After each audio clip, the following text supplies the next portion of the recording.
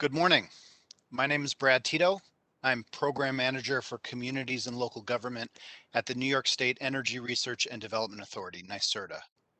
I want to acknowledge and thank colleagues at the Department of Public Service, Tom Dwyer, Kelly Straight, Adrian Bletz, and Michael O'Donnell, who are joining us today.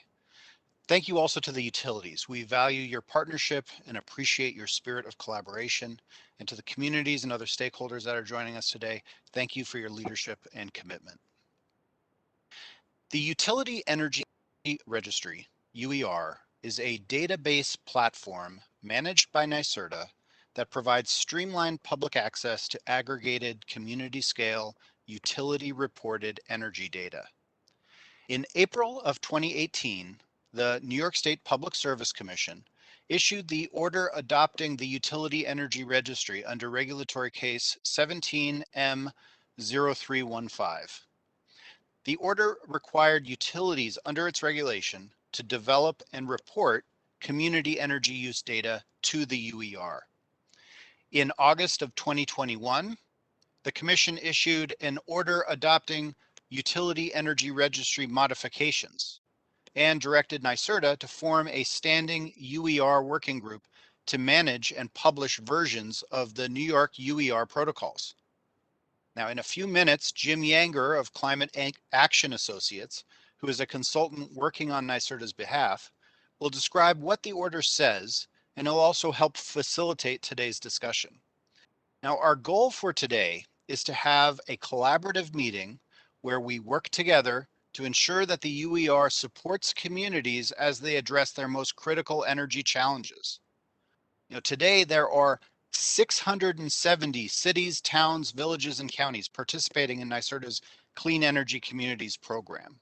Now, each of these 670 local jurisdictions has completed at least one high impact action through the program. And this is just one example of the ways that local communities are making significant contributions to Climate Leadership and Community Protection Act, Clcpa goals. And many of these jurisdictions are engaged in community energy planning, and you will hear about some of those efforts today. 345 communities have adopted the Climate Smart Communities Pledge. An element of that pledge is to inventory emissions, set goals, and plan for climate action. More than 150 local governments have passed legislation to authorize Community Choice Aggregation, or CCA programs. In other words, communities throughout New York are engaged in energy planning, and the UER was developed to promote and facilitate community-based energy planning, energy use awareness and engagement, and to assist with the development of community-based energy programs such as CCA. Now, the bottom line is that the UER helps inform local climate action, and that benefits our communities by saving money and driving investments and job creations in communities across the state. And it's also helping to protect our planet by moving our society away from fossil fuels. So thank you for participating today. Now, a few logistics. This is a convening of the Utility Energy Registry UER Working Group. It's led by Nyserda, and it includes Department of Public Service staff, the joint utilities, and all interested stakeholders, including the municipalities who use the UER for community energy planning and for CCA programs. Now, the objective today is to receive feedback in three important areas. First is greenhouse gas emissions inventories and energy planning. Second is distributed energy resources, DERs. And the third is community choice aggregation, which some data will be reported by the utilities and some data will be reported by CCA administrators. Now, the presentations you will hear will provide context and inform today's discussion. We expect that you will have some questions. You'll require some clarifications. Some will have concerns. And you're all likely to hear divergent opinions on what should be included in the UER. Well, that's a good thing. Okay, the point of today is not to hash out and debate and to resolve all these issues. The purpose is to get the issues on the table so that we can continue this engagement over time and arrive at a final UER protocol that is robust and useful. So we welcome your feedback. Now let's go over some participation rules. Presentations will take place during the first hour.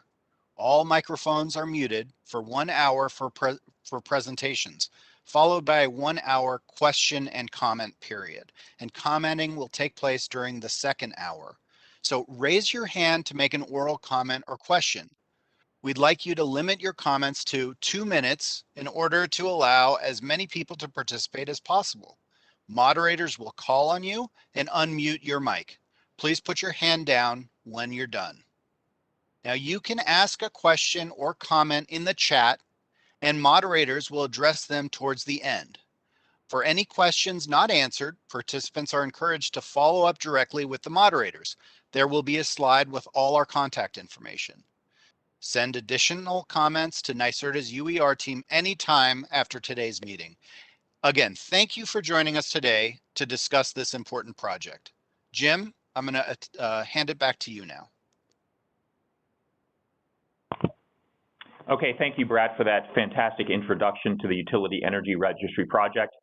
I'll try to move along our presentations quickly to give as much time for questions and answers as possible. Just to review, as Brad said, the first hour, we're going to do a quick review of the nuts and bolts of the Utility Energy Registry project and summarize the issues that we need feedback on today. After that, we're going to offer the opportunity for 3 stakeholder organizations representing communities that use the data, the Community Choice Aggregation administrator community that also uses the data, and also from the joint utilities. They're going to provide perspectives on some of the issues and changes that are being considered today. Once we've gone through those presentations, you'll have then the opportunity in the second hour to provide your comments along the lines of what Brad has said. So let's move along here. So as a quick review, the Utility Energy Registry, you can find it online at utilityregistry.org. As Brad said, this was adopted on Earth Day in 2018 by the Public Service Commission. The docket number is 17-M-0315. If you go to that docket, you can search for all of the documents that have been filed here. In a nutshell, it is an online platform specifically targeting the use cases of municipalities doing energy and climate action planning, as well as sizing markets for community choice aggregations and other policies. It's very specifically a geospatially aggregated set of use cases. And what makes the UER unique is that the data is developed by utilities directly using metered data, private metered data that they aggregate, filter for privacy, and publish. And the intent is that this data set will enable each of the communities and the planners to view trends in their energy use that may be different from trends nearby because of policies they're implementing. So we're hoping that this is a very responsive data set that will support robust local action. The data is open source, it's free, it's non-private, there is no private data in the UER, and the data is aggregated monthly. So communities get January, February, March, et cetera, sets of consumption and other forms of data. And I'd like to also remind everyone what the UER is not to help you frame your comments. I know, having worked on this, we get a lot of confusion on what is in there and what is not. The UER, as I said, is for geospatially aggregated sets of data. It is not something that will provide private customer data, interval data, anything about utility systems data, whole buildings data, et cetera. There are many other platforms available for this information. You can go to the Joint Utilities of New York website to find links to many different resources that utilities offer. There's also a new project by Nyserda called the Integrated Energy Data Resource Project will also help facilitate additional kinds of data, and you can find those online at Nyserda as well. So to summarize, after the Utility Energy Registry was adopted on Earth Day 2018, it was subsequently modified on August 2021 in response to numerous amounts of stakeholder feedback. As Brad said, the modification order, the first thing it established was a standing working group to include a variety of stakeholders, with the idea that this standing working group is going to be best positioned to evolve the protocol and the data sets in a responsive way to meet changing needs, as opposed to attempting to modify the UER each time through a commission order once or twice a year. And the working group is intended to seek feedback from stakeholders, including on this call, on specific issues, when the working group needs it. And that is, in fact, the purpose of today's meeting. So let me quickly review the modifications that were done to the original UER for which we would value your feedback today. So the first change, for those of you who use the UER, you may have noticed that some of the consumption data in there was a little bit arcane.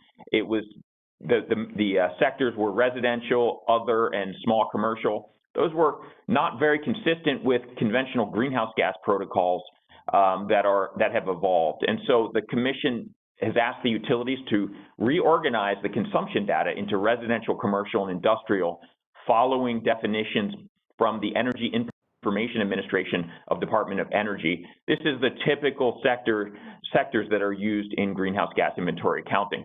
We've been working with utilities. We've uncovered a couple of technical issues that they may talk about or not today. We understand that the rate classes that they assign to customers may not perfectly align to these sectors. Some residential customers may get assigned to commercial rate classes, et cetera.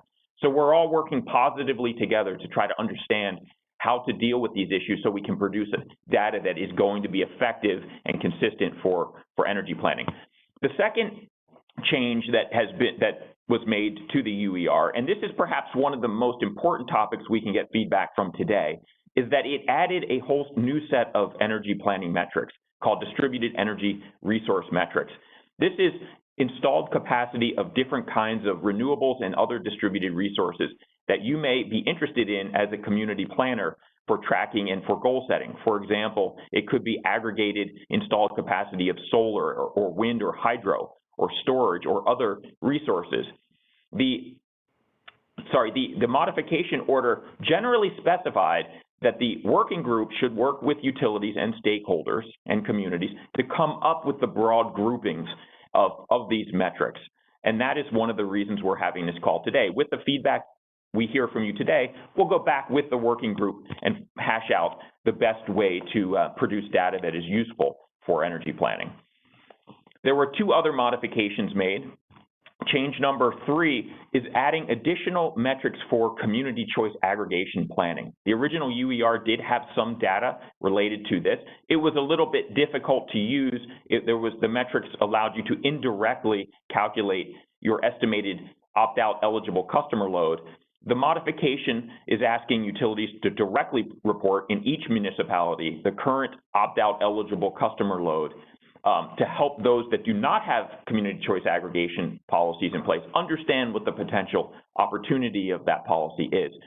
It also speaks about and asks Nyserda to work directly with current CCA administrators to come up with an additional set of metrics outside of utilities to help communities understand how to track performance of existing CCAs. So communities without that policy can also look at the performance of CCAs happening elsewhere throughout the state.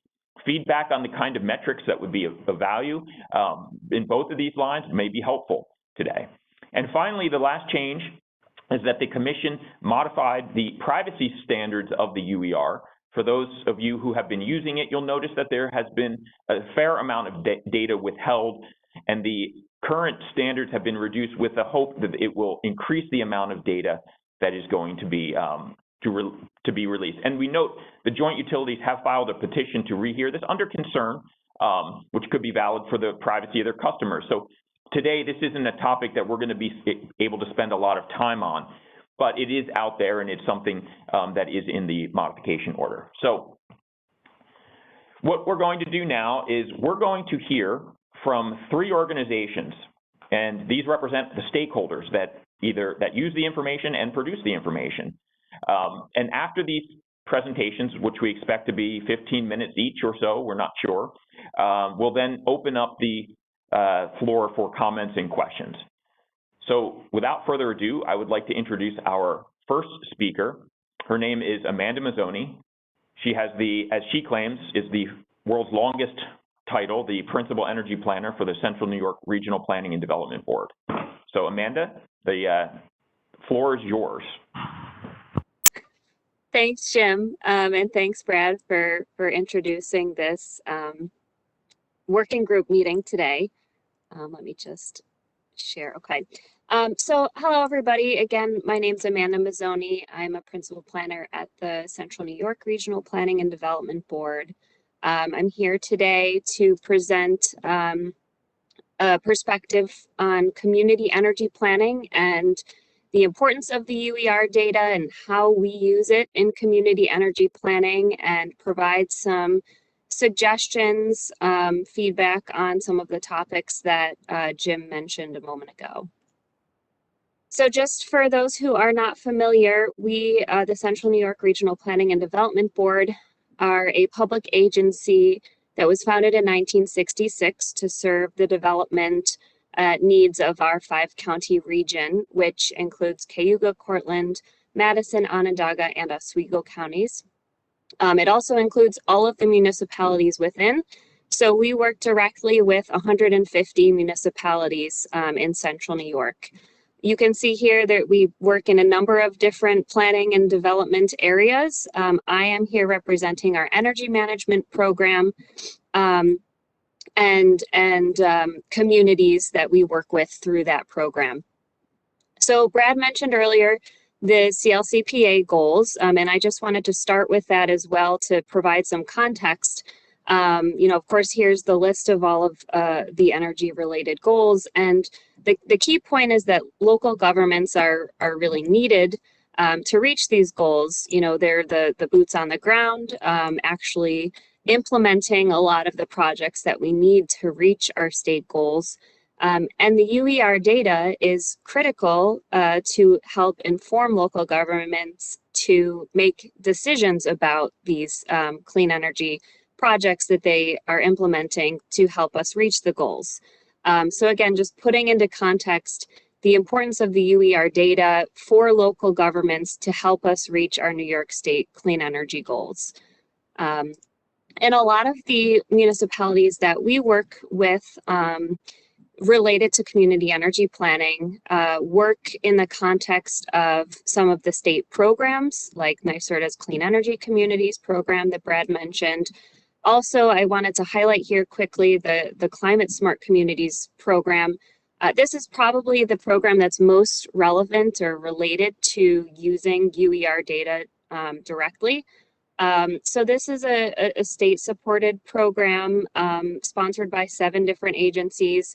Primarily, we work with the DEC Office of Climate Change on Climate Smart Communities. Municipalities submit information to that agency to work through either becoming a registered climate smart community or a certified climate smart community. And the idea behind this program is that municipalities take a pledge to reduce their energy use and emissions and to work on adapting to climate change. So some of the major elements or actions in this program are compiling greenhouse gas inventories and climate action plans at the local level. So the UER data is really helpful for those initiatives, and I'll speak a little bit more about that in a moment. There's 346 communities registered in the Climate Smart program, which means all of these communities have pledged to act on climate. About half of the state's population is working on this. So of course, all of the municipalities participating can benefit from the UER data. And 80 certified communities means that these communities have actually proven that they not only took a pledge to act on climate, but they're really working through the program and implementing both planning and implementation of projects to act on climate change and adapt to a changing climate. So again, just to put into context the whole discussion of why UER data is important to communities in New York State, you can see how many communities this type of information is important to. And I want to now just get into some specifics about how we have used the UER data and some issues that we've faced, and then maybe provide a few suggestions for what we would love to see to help with community energy. planning and project implementation to help meet our state goals. So I mentioned before greenhouse gas inventories and climate action plans. This is primarily how I have used the UER data with municipalities in central New York. So we have compiled about 30 greenhouse gas inventories already to date, and we continue to work on additional inventories. Using both the pilot version before the UER even was official. We were getting some of this information from Jim Yinger at Climate Action Associates to work on inventories in the past. And we continue to use the UER data for compiling greenhouse gas inventories. The importance of the inventories is to really get a sense of how energy is being used and how emissions are being generated locally in specific communities. So having this specific data for each municipality in the state really helps us to tell the local story and to inform local clean energy planning, climate action plans, and projects that make sense for that community. Taking statewide or national energy data and just paring it down based on population is not going to tell you the same story as getting the actual data of what energy is being used and how within a community. So it's really great and has been helpful to have UER data to help inform municipalities in central New York. So we use the residential electricity and natural gas data as well as the business class to represent commercial industrial sectors. And so we use these greenhouse gas inventories to help inform climate action plans and clean energy projects and initiatives within a community. There's been many cases, more than I can count, where communities specifically look at their inventories and action plans to say, okay, we need to address this issue and implement a project to reduce energy or reduce emissions in this sector. So they really do use this information. They're not just, reports that we generate and sit on the shelf. It really is used by municipalities. And again, really important to help make plans that make sense for each specific community. Because what makes sense in a community in central New York might not make sense in a community in another region. The UER data, something that we're starting to look at more closely, is using the data to help inform planning related to renewable energy and DER, as well as planning for community choice aggregation. So with renewable energy and DER, one example that I can think of that communities can use the UER data for is, a lot of communities are faced with projects that want to be built in their community, and they don't really have a sense of how these projects can benefit their community. But if they're able to go to the UER and pull data on, electricity use, for example, in their community, and show that this project that's coming in could benefit, could serve, X% of the load in their community, maybe they can, it can help kind of get people on board with moving these projects forward. So that's just one example of how I can see that kind of data being used in community energy planning moving forward. Some of the issues I wanted to talk about. So some of them Jim has already mentioned and that are going to be addressed by the change order. So I'm excited about some of those changes that are expected. So the first issue, the energy data is frequently withheld, especially for smaller communities in central New York. I was just mentioning all the benefits of having local data, but if the data is withheld, then we don't have it.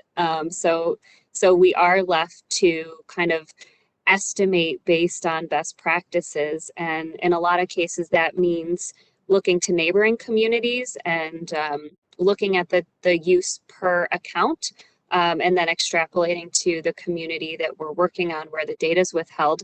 But the issue is that I'm coming across many communities where all of their neighbors' data is also withheld. So it's really challenging in some circumstances to estimate that local energy data. And so again, I'm excited about the loosening of some of the privacy restrictions that are being considered. That will really help to tell the local story and inform local decisions. The next 2 points are also being addressed by the change order. So one of the issues that we've been facing is that there's not a breakout for commercial versus industrial energy use. So again, it's not telling a specific story of the community. And same with multifamily being included in the commercial sector. Of course, multifamily is really a residential use.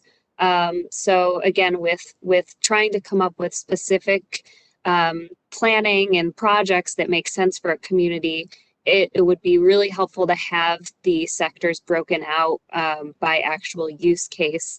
And so using those EIA categories of residential, commercial, and industrial would be very helpful. And I'm encouraged by the discussion that is going to be continuing around that issue. And then the other couple of issues I wanted to go into in just a little bit more detail, there's not currently a full picture of renewable energy or DER, which I'll mention some suggestions in a moment, and then same with CCA. There's not currently a full picture, so I'll just quickly explain a few things of what I would like to see in the context of community energy planning. So related to renewable energy and DER, my understanding of the UER is the purpose of providing this information is to show a full picture of consumption, generation, and storage. So a full picture of how energy is being used and generated and being stored in a community. And so we're kind of getting there on the consumption side, especially with some of the changes that are being considered, and we're just not quite there yet on the generation and storage side. So something else that I wanted to mention, the importance of having this generation and storage data is really to help inform local governments on land use planning and zoning issues. So, if they can go to the UER and see what the situation looks like in their community or in neighboring communities, they can better decide, what they need to do in order to prepare for continued renewable energy expansion in our state, as is going to be necessary, of course, to meet our Clcpa goals. So some suggestions that I've listed here for size categories really are most related to solar, but I think could make sense in the context of other types of generation as well.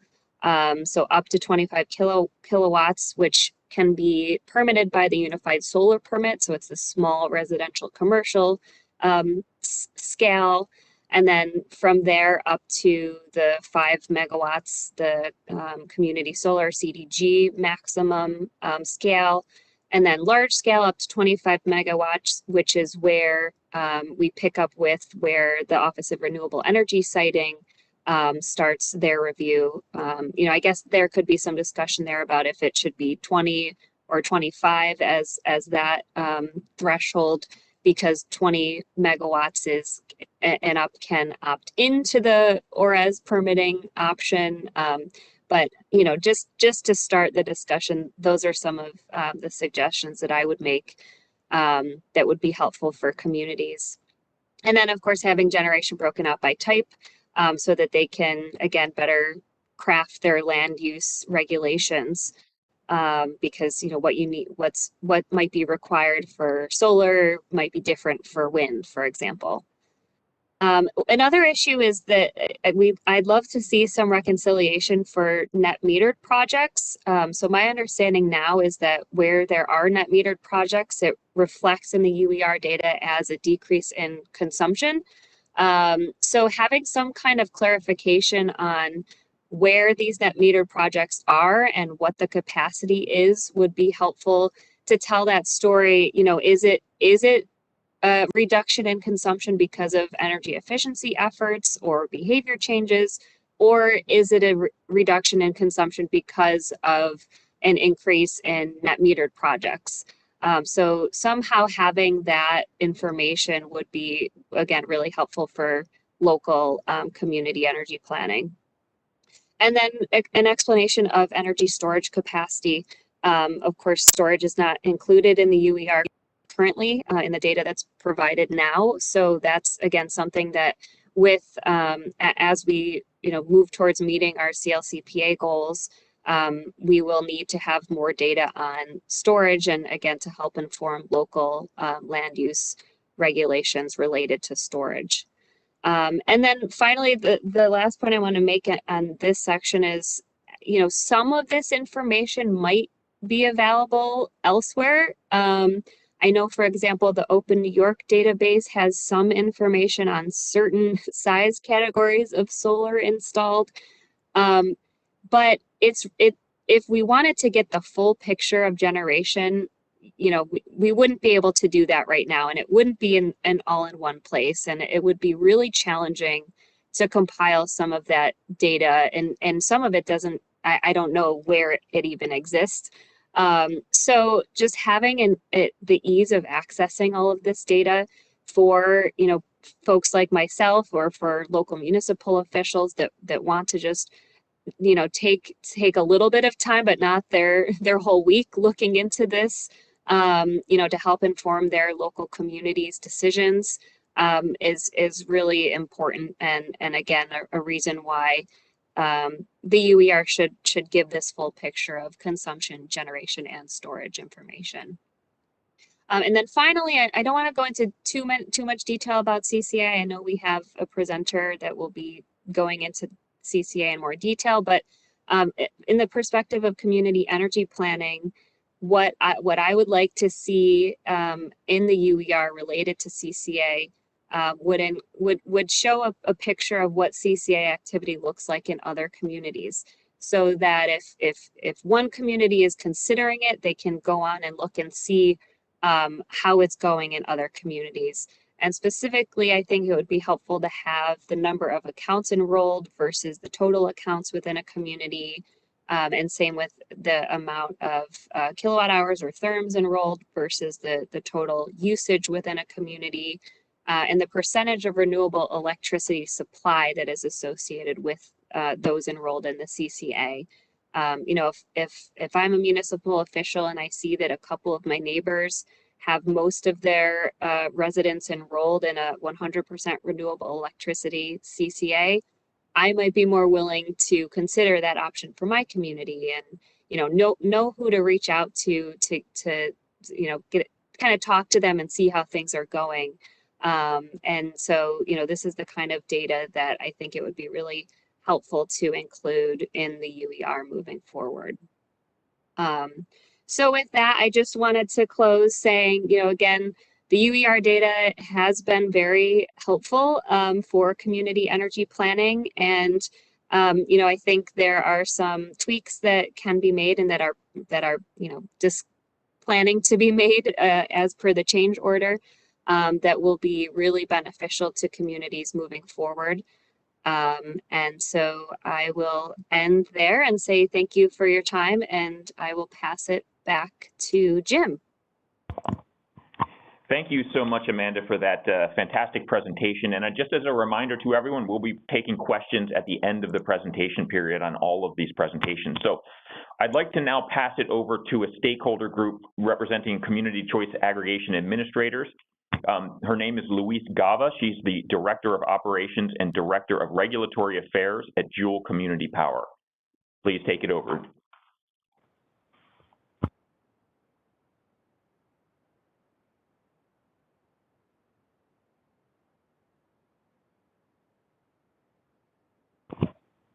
We're in the process of giving you command and control, Luis. Just give us a moment.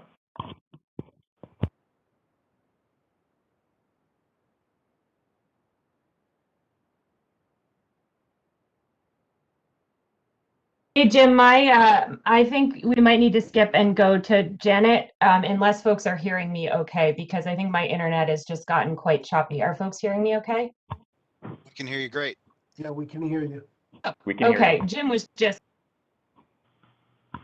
really, maybe that was just him on my end. My internet is not predictable up here in the North Country. Okay, well, with that said, let me know if you stop being able to hear me. So Louise Gava from Joule Community Power, and I'll tell you a little bit about how valuable the UER data have been for developing community choice aggregation in New York State, and the type of opportunities we hope that the UER will offer as CCAs continue to evolve. So really quickly, you probably all know what CCA is, but just in case, CCAs offer municipalities the ability to have local control over their energy decisions. And the way CCAs work is that individual residents and small businesses are automatically included if they're eligible for a particular offering, unless they opt out. And this opt-out structure is the cornerstone of CCA, and it is why it is such a critical tool to transition and help our transition to 100% renewable electricity. Most of the CCAs in New York State and most of the participants in those CCAs have selected the 100% renewable electricity option, which is really exciting. The other piece that's really important here is it's not just about renewable electricity. In our communities that have been doing CCA for the longest period of time, they are really seeing CCA as a foundation for other clean energy actions and initiatives. And I think it really changes, as Amanda was alluding to, I think it changes how you feel about yourself as a community, or see yourself as a community, and your neighbors see you as a community. And this is really critical. Municipalities taking these actions to help New York reach our goals and have residents make decisions within those communities. I think it's a lot easier. The actual numbers, you've heard these a little bit. So Brad alluded to this earlier, there are 150 municipalities in New York that have authorized CCA. This represents 3.86 million accounts. And it's really all across the state, from Western New York, Rochester, literally to the Canadian border in the North Country, all the way to Long Island. And there are active CCAs. Luis, this is Jim. Yeah. Do you mind going to full screen? I think some of your content may be not visible to all the viewers. I think you may not be in full screen presentation mode. Sorry to interrupt. If you are, then. That's okay. I think I was. I don't know if that makes it. Let me try again. Yeah, Louise, we're seeing presentation mode right now. So we see like the next slide, showing up. And there were some boxes. Well, but if this is the best you can do, I just thought it might be easier for some people to see. Yeah, so I'm not seeing, of course, I have put it into full presentation mode. Let me try doing it a different way. I'll try, instead of hitting the button, I will try the top little. Would it make more sense to let Michael present the slide? Because I'm seeing some gray. It appears that there might be some issues with the connectivity. No, I think she I'm might. sure it's a connectivity issue. Michael, do you have my slides teed up? Hi, yeah, I do. I can pull them up for you in just a second. Perfect. Let's just do that. That's why it was very critical that I sent them to you. I'll stop sharing. Sorry, this is what happens when you live in the middle of the Adirondack Park.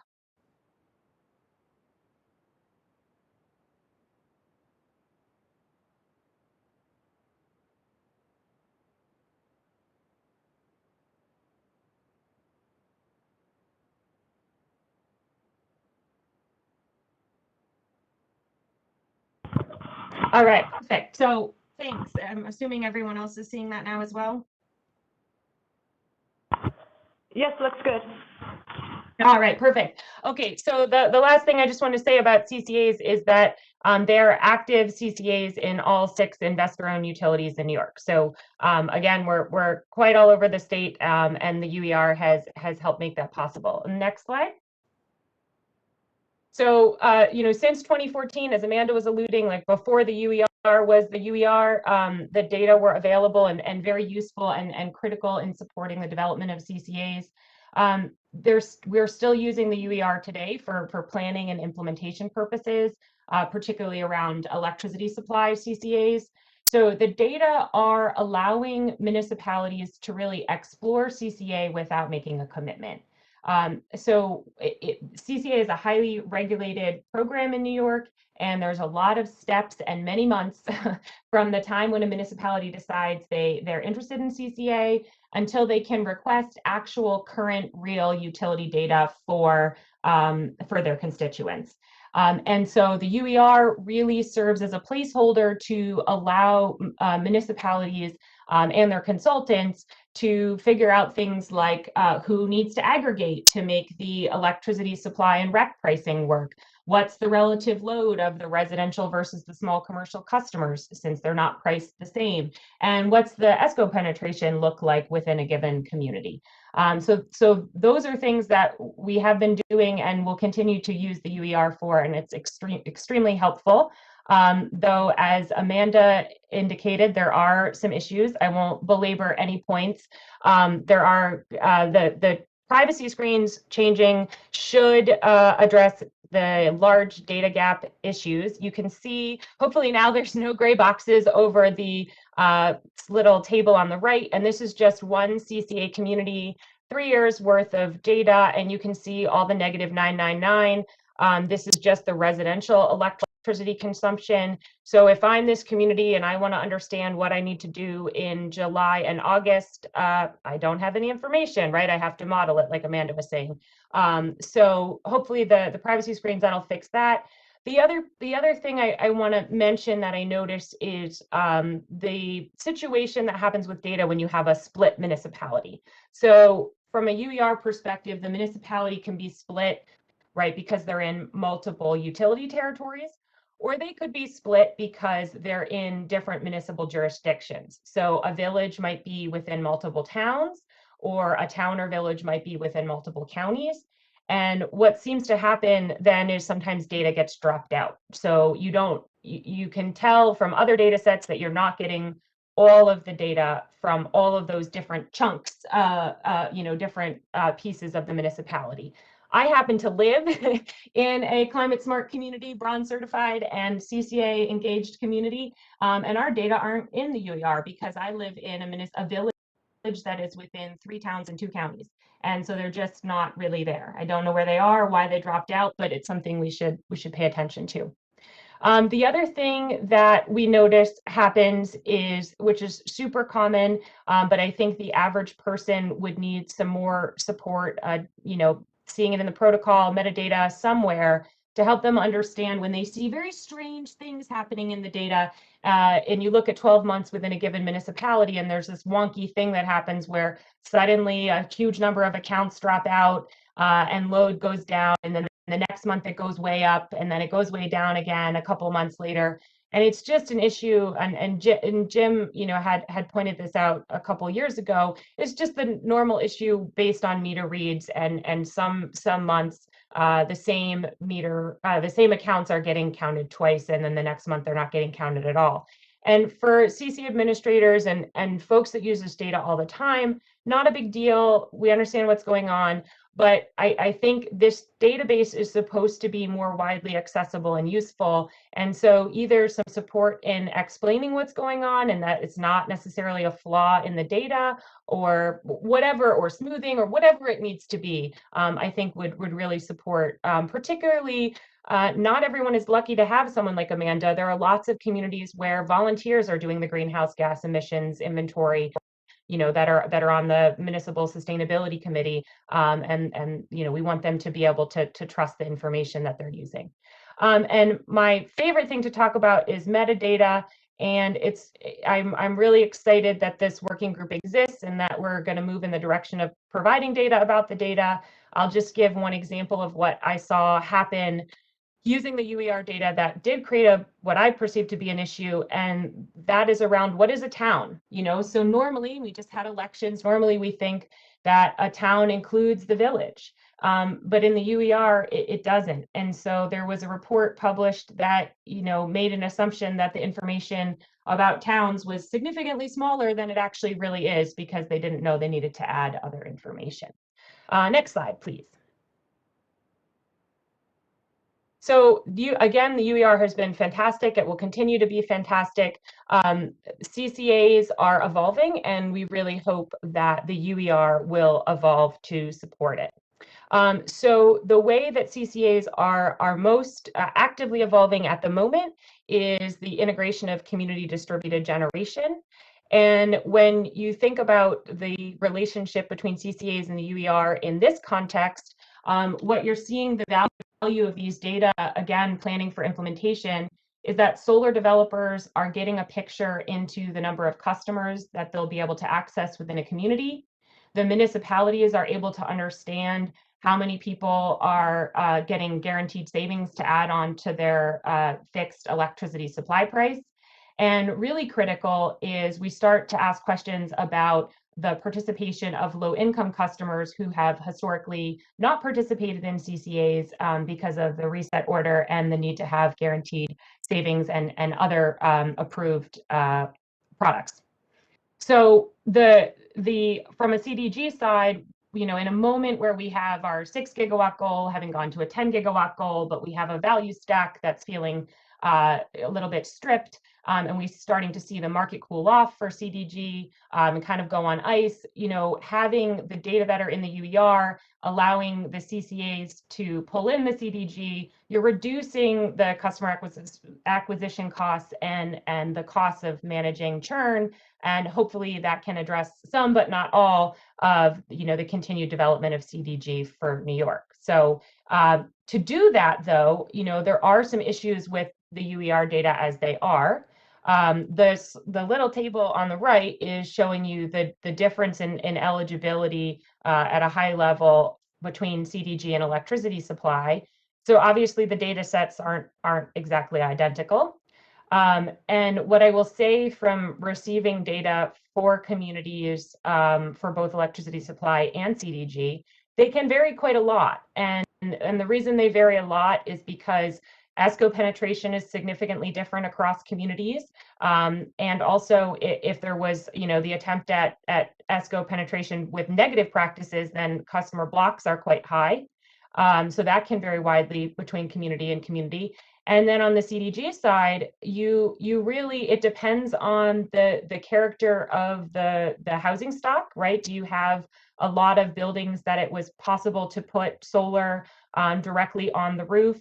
What's the socioeconomic status of the community?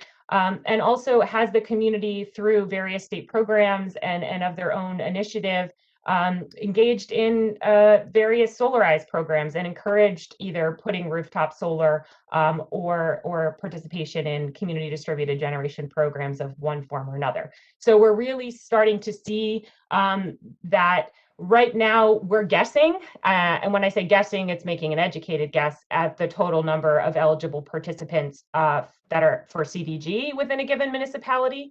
And it would be really great to not have to guess, because as Amanda was saying, it's amazing how different they can be among different municipalities, even within a same region. Next slide, please. So I just want to leave you with some thoughts on and responses to the future CCA data metrics. So with the opt-out eligible CCA customers and load each month as reported by the utilities, I think it's important that we revisit at some level how the accounts are assigned to a municipality. And that's because I did see at least one municipality in the UER comments make a reference to, CCAs still need to check and make sure that all the participants are within the municipality.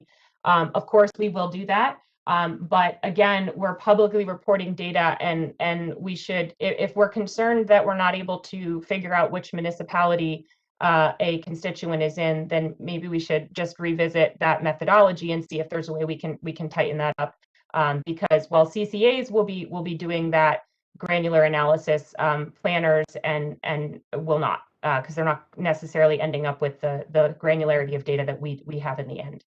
And then again, there's a reference in the order to the UER evolving to support CCA as it evolves. And as I mentioned, CCA is evolving to include CDG in an opt-out situation. So we should have the conversation and address how the eligibility are different, as I mentioned just a moment ago. Then on to Amanda's last point, the CCA participation load and number of CCA participants. So this is really coming from, CCA administrators via Nyserda into the UER. And I think it's super critical that we make sure we set ourselves up with a clear written protocol that's publicly available. Again, referencing sort of metadata so people know what we're doing. I can tell you right now there are four CCA administrators in New York State, and from talking amongst ourselves and from looking at each other's reports, I can tell you we don't report everything the same way. So that would be good to get on the same page. Agree. I'm just showing you this table on the right side. This is a reason why it's important to have a clear protocol.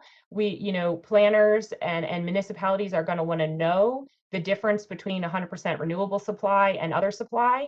So even though I started by saying most of the CCAs and most of the load is 100% renewable, you can just see by the snapshot of some of the Joule communities just 1 year and some of them, most municipalities still give their constituents the option to pick a non-renewable, fixed price through the CCA. And as you can see from the table, people choose it. So it's not from the greenhouse gas emissions perspective, you definitely want to have that piece included. The questions I have to ask are, is CDG participation when it's a part of a CCA and in an opt-out structure, is that relevant? Remembering that it has no impact on greenhouse gas emissions reduction at the community level because the RECs don't rest with the resident or the community. And then what do we do about low income participation in all these programs, recognizing that there's a sensitivity around reporting low income participation, but that the CLCPA is very focused on improving and increasing access. And if we don't report things, we're not going to see those numbers go up. So that's a question I have as well. And then the last thing I'll leave you with is just that, CCAs already annually have to report to the Public Service Commission a whole number of metrics. The CCA white paper is proposing moving that to quarterly. And so I would propose that the CCA participation load and number of CCA participants also be quarterly, assuming that's what the white paper decides, and that those reporting timelines line up. That's it for me. Michael, you can go to my last slide, which has my contact information, and then Jim can hand it over to Lori. Okay, yeah, thank you, Louise. That was a fantastic presentation. So let's move along to the last stakeholder group, our joint utilities. I'd like to introduce Lori Cole. She is the manager for regulatory and tariffs for NYSEG and RG&E. We're handed over to you right now, Lori. Thank you.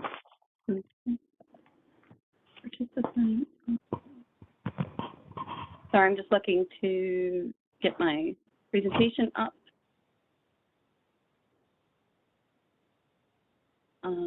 Nope, that's not it.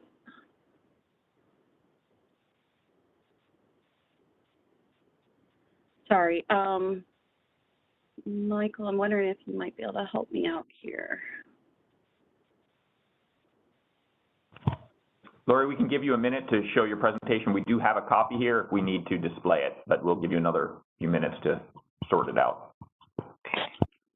Yeah, I'm just looking, Jim, to see under the choices up at the top of the screen where I can share my presentation.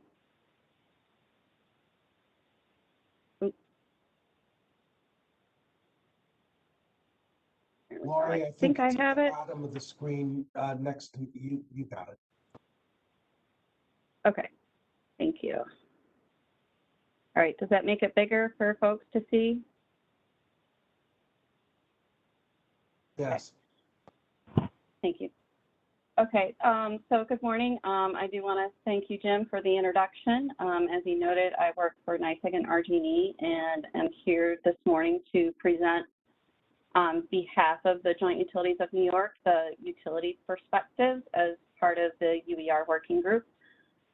We appreciate the opportunity to work with Nyserda, DPS staff, and stakeholders on the modifications to the UER and address those energy planning activities to help reach the clean energy goal. So as part of this proceeding, utilities had made filings in response to that commission order that Jim reviewed to illustrate how to associate our service rate classes into the residential, commercial, and industrial sectors. As we also included information related to proposing a rate class table for the Community Choice Aggregation eligible opt-out customers that I'll touch on, and then also to comment on the geospatial aggregation rules for the distributed energy resource metrics. So as part of this discussion, we're going to discuss from the utility perspective the challenges or limitations with regards to modifications to the UER reporting protocols and to review existing available data for the distributed energy resource metrics and to also just touch upon some procedural matters.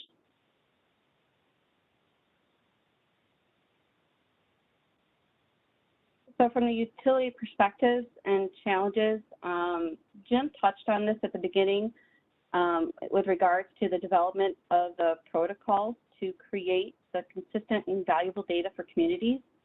And what we wanted to touch on here is that the service class translation to residential, commercial, and industrial categories could result in some inconsistencies with that format. As noted before in Jim's comments, that our service class rates are not designed or structured for a specific sector, but rather for the level of service that's provided. And so what does that mean? That means that the data for service classifications are not mutually exclusive to customer sectors, but could overlap across customer sectors. So I also heard earlier in the presentations, the commercial versus industrial. Well, some of our service classifications, with that level of service that's provided, could include both the commercial and industrial customer within that class.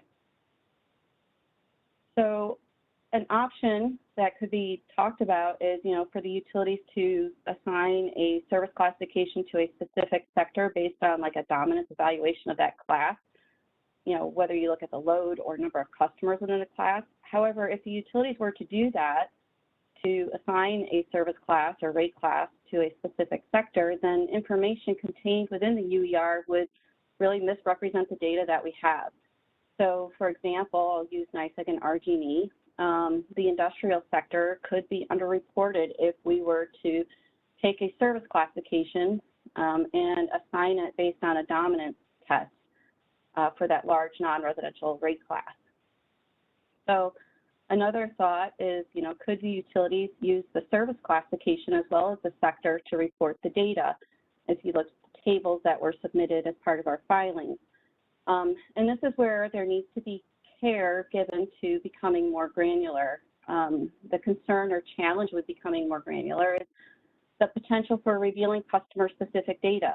So the Joint Utilities did file a petition for rehearing related to that privacy screen that's been discussed earlier today. That was adopted in the order, and that is because there is concern about revealing a individual customer's energy usage data, and that is important information to those customers. Revealing data could affect their competitiveness in their market. So again, we do have some concerns about that we'd like to talk through.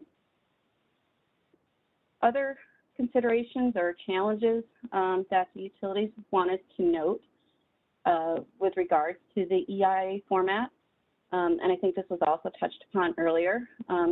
Utilities, we do offer residential specific rates. However, not all the utility service provided for residential purposes is provided under a residential service class. So multifamily housing was mentioned before, and for certain multifamily housing, they are considered commercial. And I know they're for NYSEG and RG&E, there would be some concerns on how to be able to identify a multifamily housing that has currently been labeled as commercial. We don't have a specific indicator within our system just for a multifamily account. So that would be a concern that we would need to discuss. Separately metered garages at a home would also be considered commercial. One other thought or aspect related to the utilities and the service provided under a residential rate is that not all service provided under the residential rate classes is for residential purposes. Public Service Law, Section 76, it does provide that for certain types of customers that they're eligible to receive residential rates.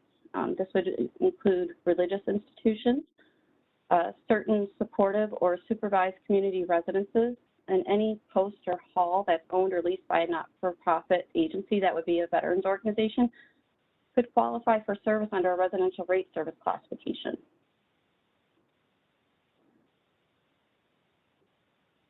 So again, those are thoughts that we wanted to share as far as related to some of the challenges or concerns to the EIA format. Additionally, there are some inconsistencies between the utility service classifications. You know, we have defined our rate classifications differently across the different utilities. How one utility defines a non-demand, non-residential customer is different for each utility. And so again, just trying to provide some examples or context to help further the conversation.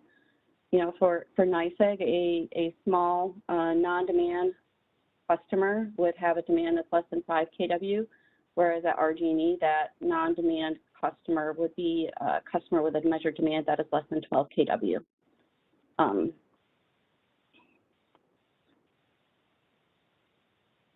So the second filing requirement was to touch upon the status of the CCA eligible service classifications, the opt-in or the eligible opt-out customers.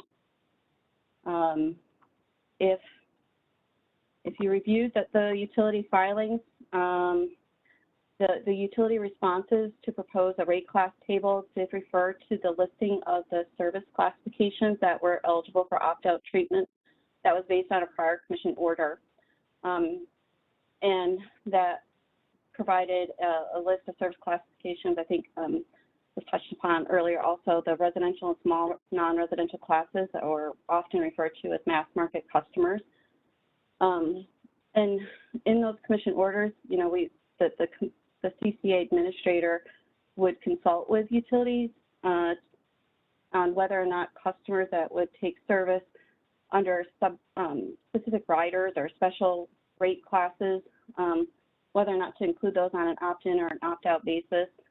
So part of our concern there is that, you know, with the different proceedings that are currently contemplating updates to the CCA rules, that we feel that we would agree with further discussion and collaboration, either as part of a subgroup of this working group or within that CCA proceeding, would be an appropriate place to address the metrics for CCA. So didn't really get into more details than that.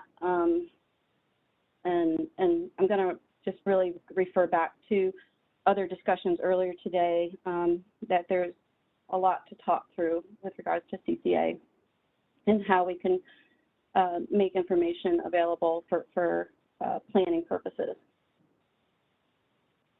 So when we talk about the limitations or discussions on the technology, you know, one thing that we discussed is that, you know, meter readings for DER providers or DER projects, we only have the net readings for projects where they are located behind the meter, and we would not be able to provide gross usage data for the DERs. We would only be able to provide that net data through the meter. So as we talk through some of those metrics, we need to keep that in mind or be mindful of that. differences between utility AMI deployment or functionalities.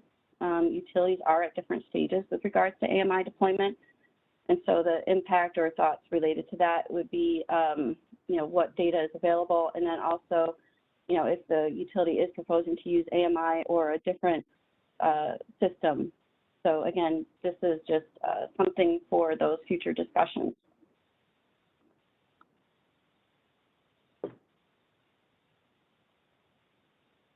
So I just lastly, I'm sorry, want to touch upon the review of existing DER data. What I understood or heard from some of the changes that have been proposed or contemplated is that adding the DER metrics and installed capacity in megawatt hours by type and size would be valuable for the UER. And the utilities, you know, we do report a lot of data, and we have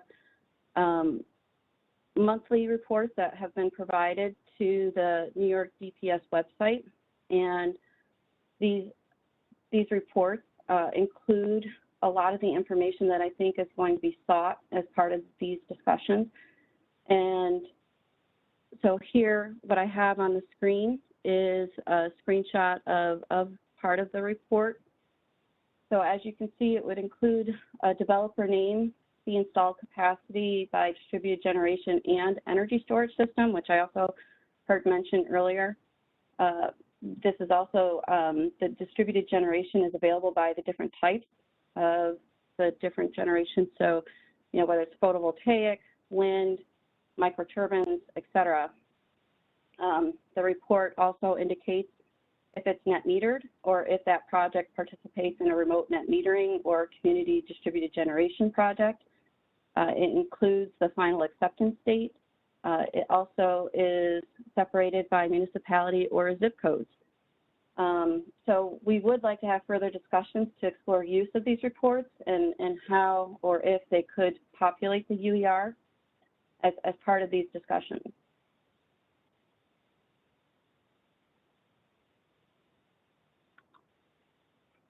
And so lastly, I just really want to touch upon the procedural matters and timing. We know that the next UER report is due at the end of January of 2022. I did mention earlier in the presentation that the JU do have a petition for a hearing on customer privacy concerns, and there is a comments that are going to be due by December 6th.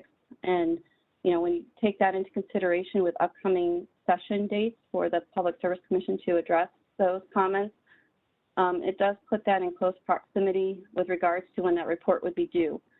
So I think as part of this discussion, we would like to also explore, you know, whether or not there could be additional time provided for utilities to extent, you know, modifying those reports and performing those in accordance with the appropriate privacy screens.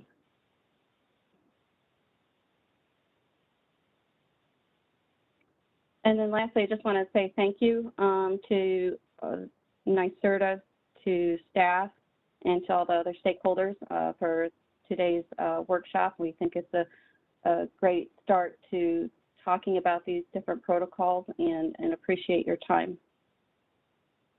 So with that, Jim, I'll turn it back over to you.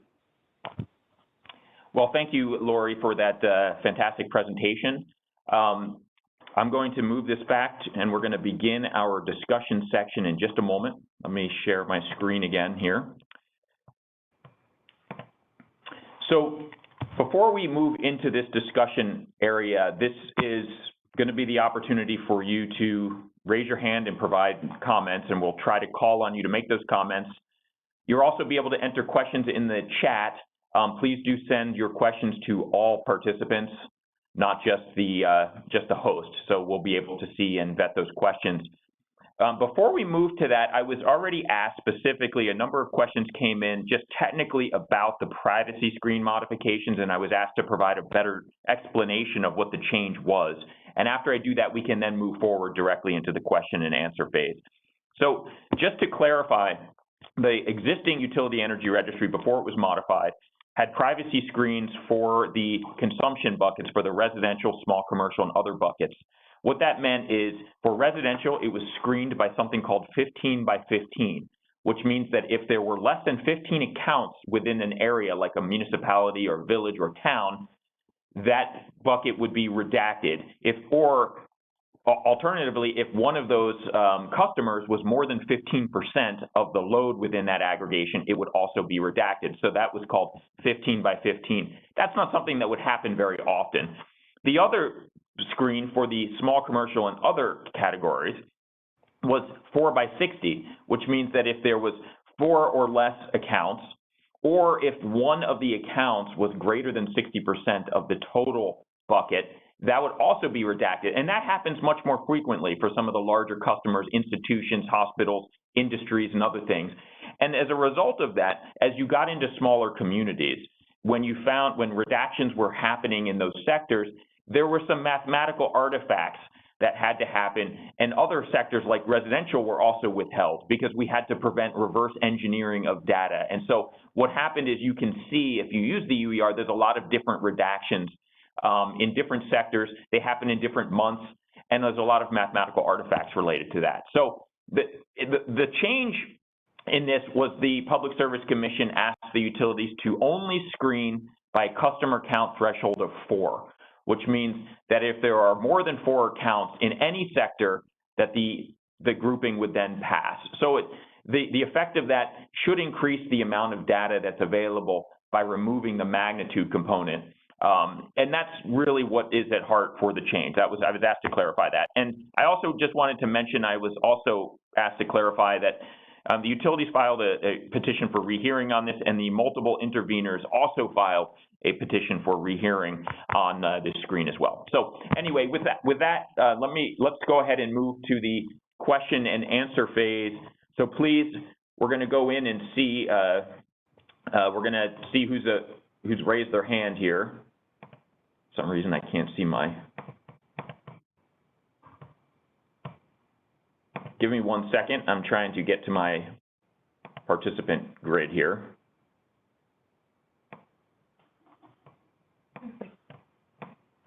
So far, the only person with a hand raised is Karen Sabbath. Take her. Okay, Karen Sabbath, please. Hi, good morning. Thanks, everybody, for all of your information, really helpful. I'm representing Bedford 2030 in the town of Bedford in Westchester County, and we are very focused on having this UER data. We try to have as much granularity in assessing our greenhouse gas inventory. We have used it many times to assemble our full town inventories, but also setting the benchmark for, we have a new rental building performance initiative. So we find the data helpful, but not fully adequate for our needs. And here are a couple things. I know some have been mentioned, but I just really want to emphasize that, you know, we are a town on the ground, and we are really trying to use this so that the information is actionable. And we do have concerns about how accurate the emissions inventory is given the lack of detail on large users. So I know we just heard talk about the competitive information, for large commercial users. But for example, we have 2 prisons in our town, and I'm pretty sure that their data is not a competitive issue, but it would be very, very useful, incredibly important, so that we would have more accurate data on pollution reporting. The concept of the residential units being classified as commercial within the traditional utility definitions, that is inadequate, because then we can only estimate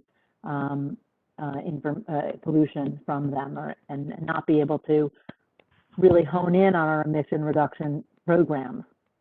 And we think that the more granularity, of course, is better. And what's happening instead is that we have to put a lot more work into making assumptions and making decisions that will impact what ultimately we're able to deliver in greenhouse gas reductions. We want to be able to target higher users, and we want to be able to better assess the building stock that is the most highly polluting, so that we can deliver services to get lower pollution, to protect all of our citizens. And we just think this is an incredibly essential part of the work that we do on behalf of our community. So we fully support the additional DER data that is being asked for, and very essential is reporting the data in both zip code and census tract formats, because ours is just another one of those communities where local government borders don't follow, the zip code map borders that has been mentioned earlier. So thank you. We really want to be helpful in any way we can as a real user of this data and taking it into actionable format.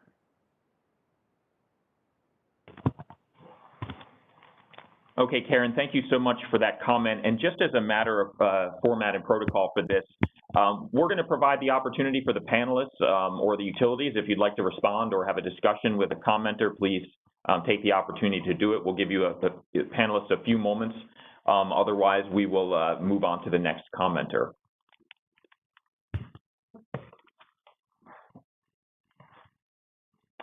Okay, thank you, Karen, again, for your comments. We're going to move on to the next hand raised in line. Please, Terry Carroll, please make your comments and tell us who you are. Hi, yes, I'm Terry Carroll. I'm the Chief Sustainability Officer for Tompkins County. I'm a former Clean Energy Communities Coordinator like Amanda. In that role, I can't stress enough everything that she already said, from that perspective. Likewise with Karen speaking before me, I think a lot of what I would have to say echoes, her comments as well. For me, the most critical piece of the UER is having the data available. And the privacy screen as it has existed has made that next to impossible. So just within Tompkins County, we have 4 to 5 municipalities where if they were to go out and try and use the UER to do a greenhouse gas inventory, to try and start gathering the information that they would need to do a preliminary assessment for CCA, they just wouldn't be able to do it.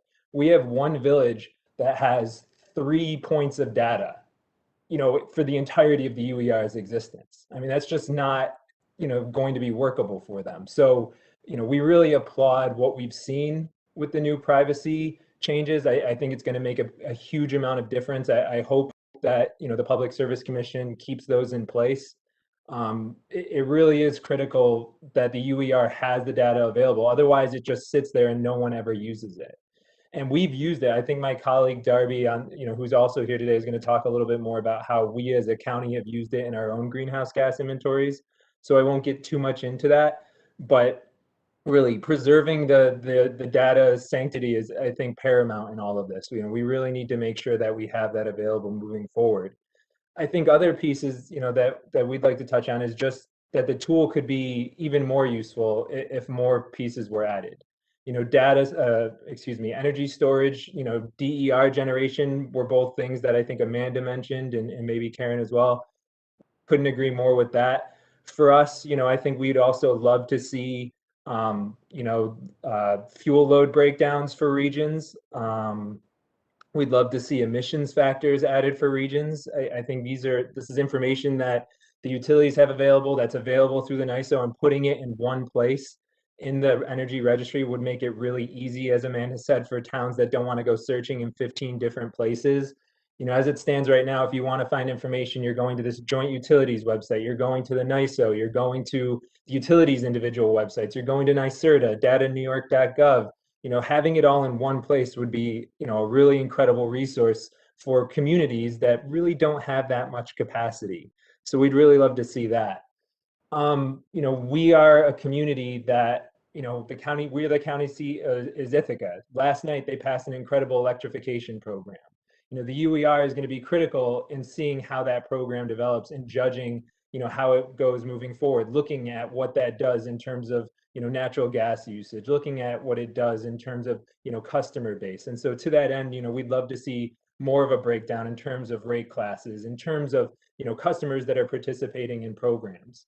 Now that the utilities have taken on the incentive structure, especially when it comes to heat pumps, we'd love to be able to see on a monthly, annual basis, how many customers are taking advantage of the heat pump incentives, how many customers are taking advantage of energy efficiency, or commercial businesses are taking advantage of some of the programs that are available as well. So, I guess the main thing I'm saying is, please, maintain the new privacy rules and the new order, and really, look forward to what could be added to this platform, because it really could be an incredible tool. And the more it gets watered down, the less useful it is for everyone. Thanks.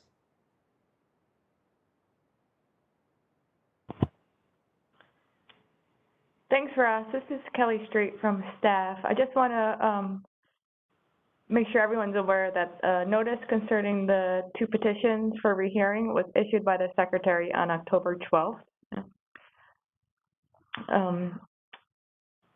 The Secretary filed a notice, and comments on those petitions will be due by by December 6th.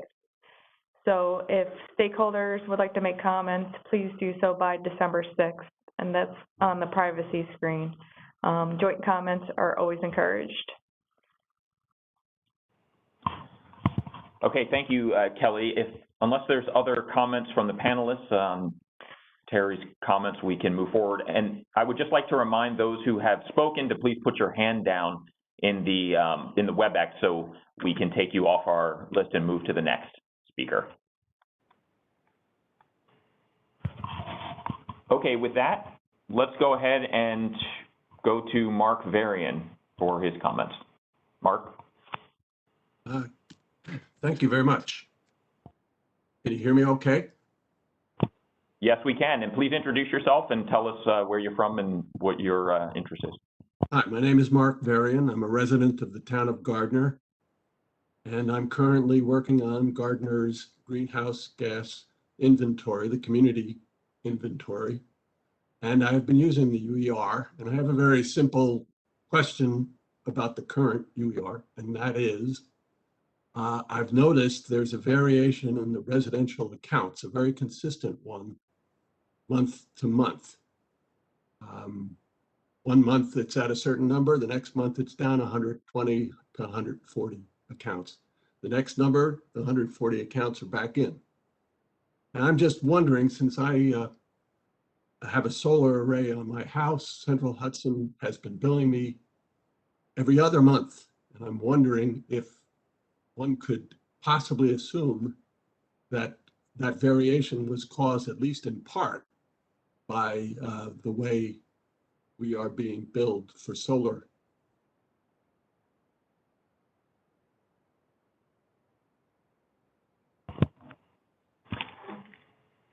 Thank you, Mark. Does that conclude your comment?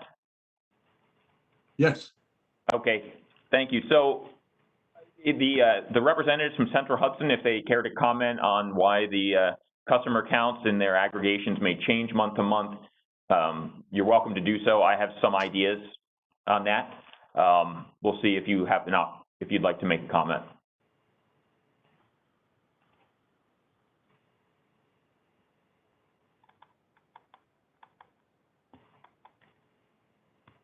Okay, I don't think that we have a comment.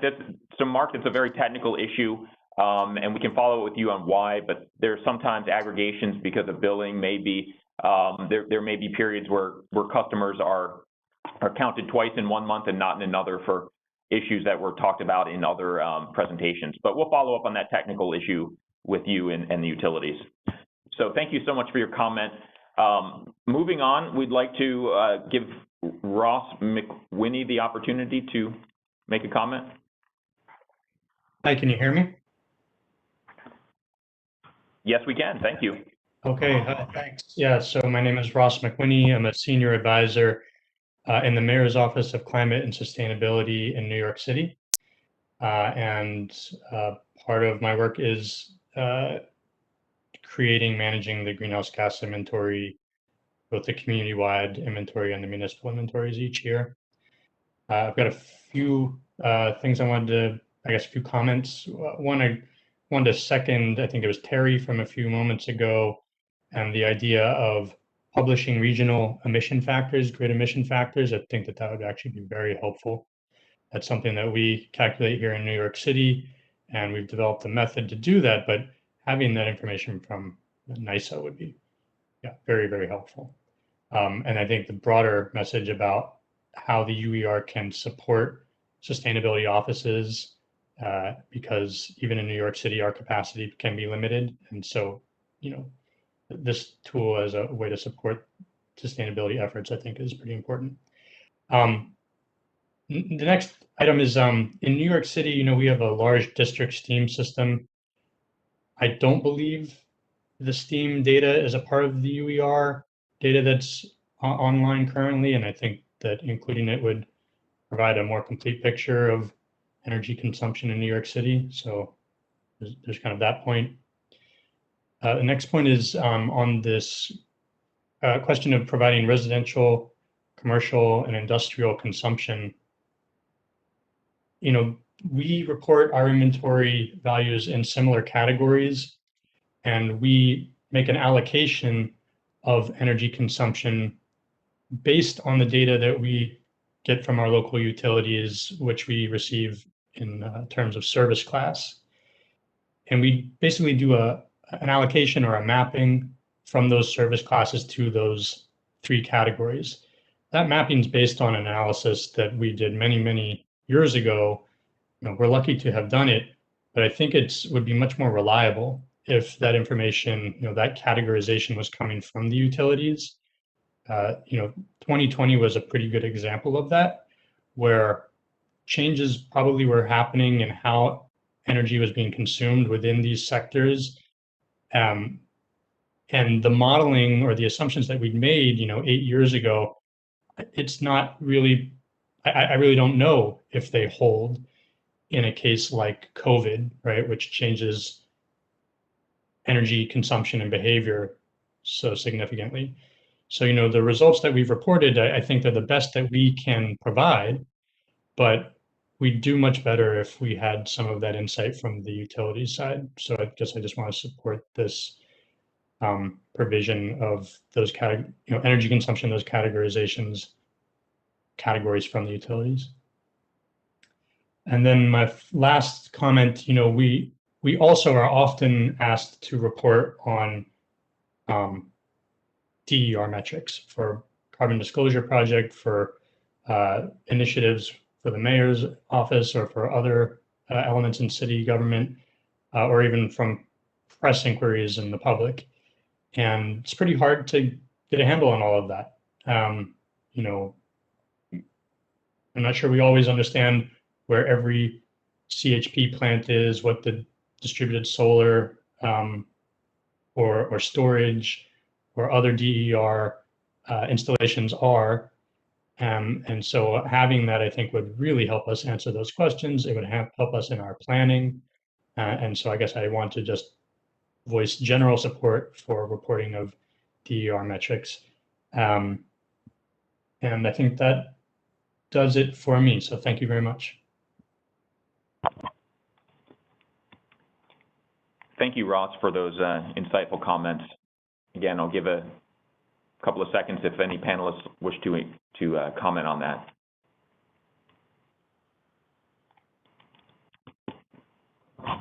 Okay, thank you. Let's go ahead and move on to our next panelist. And just as a reminder, please put your hand down if you have finished your comments. I believe our next comment will be coming from Michael Major. I'm sorry if I pronounced your name incorrectly. Please go ahead. Can you hear me? Yes, we can. Thank you. Okay, great. I would like to provide another perspective on the privacy issue that's been raised, and we were excuse me, Michael, can you please introduce yourself and where you're from? Sorry for our notes. Yep. We didn't hear what you said. Yep, that's what I was getting to. I'm with the Couch White Law Firm. We represent multiple interveners on this privacy matter. We did file a petition for rehearing, and I guess I wanted to provide kind of the other perspective. Initially, I'll say that we're very supportive of the UER and what people are doing with it and how it's being used, and so we're not looking to kind of frustrate any of the legitimate purposes of it. But I think it's important to understand another perspective on the privacy issue. Multiple interveners been around for close to 50 years. It's a group of roughly 55 of the state's largest commercial, industrial, and institutional consumers. Many of our members do business in very competitive industries. They compete both within the state, in other states, and in other countries. And for many of them, they are energy intensive consumers based on their processes, and energy is one of their most significant operating costs. And they treat their own energy usage and cost data as highly confidential and highly proprietary. And they do not want that information specific to them to be put out in the public domain. And, you know, I think that it was the first presentation today, there was a recognition that individual customer data is private and confidential, and it's not the purpose of the UER to release that. And, you know, maybe there are different perspectives with different types of customers or customer classes, but for the very large energy intensive customers, if the privacy screen is inadequate to protect their identity, then their confidentiality and the intent of maintaining individual customer privacy is frustrated. And we think that unintentionally, there are circumstances where the current privacy screens do not do an adequate job of protecting individual customer data. And it's very easy to see if you have a municipality that may only have one or two very large energy consumers, and some of these may have multiple accounts. So having releasing it with 4 accounts, but no restrictions on usage can very easily reveal a lot of information about an individual customer's energy consumption. So I think, you know, in general, we're not trying to frustrate the UER. We understand the need to get more data into it and to have people be able to use it. But in the case of very large energy consumers, where this data truly is confidential and very proprietary, we need to make sure that the privacy screens are adequate to protect customer data. And the only other final point I'll make is that, you know, to the extent the municipality needs certain data, you know, usually our members have very good relationships with their municipalities, and, you know, the municipality should consider reaching out directly to a large user if it needs its energy information. Some may provide it, some may not feel comfortable doing it, or some may require, you know, some type of non-disclosure agreement, but they may view it differently than having that same information out in the public domain very broadly. So I just wanted to take a minute and give kind of the other perspective on the privacy screen, at least as it applies to very large energy consumers. Thank you very much. Okay, thank you, Michael, for those comments. I'm sure it was interesting to all of the community representatives to hear your perspectives of large businesses and their concerns about privacy. So thank you so much for that. So we have about 5 more hands up, it looks like, so we're going to keep marching through the comments. The next is Darby Kiley. Sorry if I pronounced your name incorrectly. Thanks. It's Darby Kiley. I'm an associate planner from Tompkins County Department of Planning and Sustainability. My colleague Terry Carroll spoke a little bit earlier. Tompkins County is a silver certified climate smart community, and we've been doing greenhouse gas emissions for about every 5 to 6 years since the late 1990s. And we've been really lucky to have a great collaboration with the utility, which is NYSEG in our community, to access our data. And so with the recent inventory that we did in 2019, we saw the UER was available and like, this is great. We know there are a lot of assumptions, but then when you see all the information withheld, you're like, wait, how accurate is this going to be? And how can we be comparing it to the past inventories that we've done? So it just felt like we were putting a lot of asterisks in our reports. And so I think it sounds like that will continue to be the thing that we'll be doing going forward.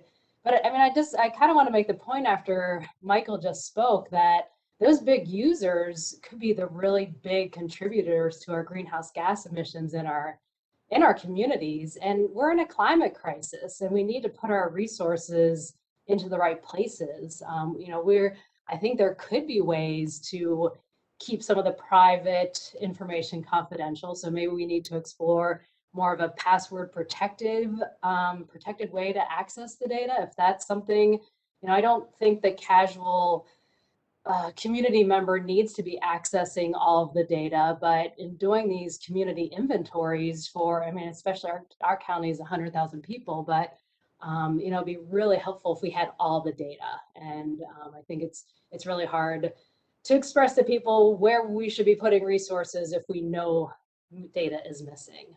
So that's, I think, an important point that Michael just made, that, yeah, not everybody wants their information shared, but yet then we're not showing a clear picture of what we're doing in the community. Someone else mentioned emissions factors, and I do think that would be helpful instead of, like, as I think both Terry and the New York City fellow mentioned, going from place to place and trying to find that. Another thing that we've been talking about is we know there are a lot of incentives that the utilities offer. So it'd be really helpful to know how many customers are taking advantage of those, and is there a way to report that in some kind of aggregate fashion. And I think Karen touched on the accuracy, and so that is really helpful if we can have more accurate data, like I said, to just make these useful documents. I mean, I can't imagine doing an annual inventory because it feels like even every 5 years we're not seeing enough of a difference to justify the amount of money that it costs to do these. And so it'd just be really helpful to have the most useful data available. So I appreciate the opportunity to comment. Thank you. Thank you, Darby, again for those comments. We did skip over someone by mistake. I apologize. So we're going to open up the mic for the next comment to Mark Anthony. Go ahead, Mark. Hey guys, hey Jim. Mark Anthonison here from New Lebanon. I'm a volunteer with the Climate Smart Task Force in town, and proud to be a bronze certified Climate Smart community and a clean energy community. Just a suggestion for Nyserda and the utilities. One of the first actions many municipalities pursue is benchmarking for government buildings, energy benchmarking. And today, my understanding is that this is reported using the EPA Energy Star dashboard. And my understanding is that municipalities today have to manually portage their data from utility statements into the application. So if it's possible to create an API, you know, with privacy protections respected, but create an API where the utility data can automatically be connected to the EPA Energy Star dashboard. This would smooth the path for many municipalities that are just starting out on these programs and save them a lot of data transferring, but also improve data quality.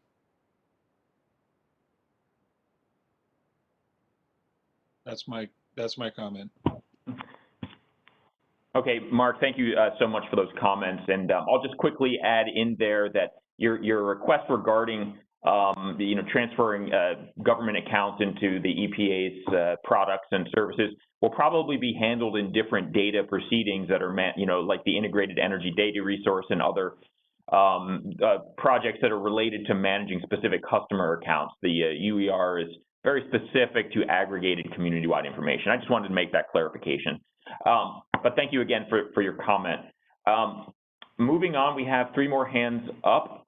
The next up to comment will be Eleanor Peck. Please go ahead and introduce yourself and make your comment, please.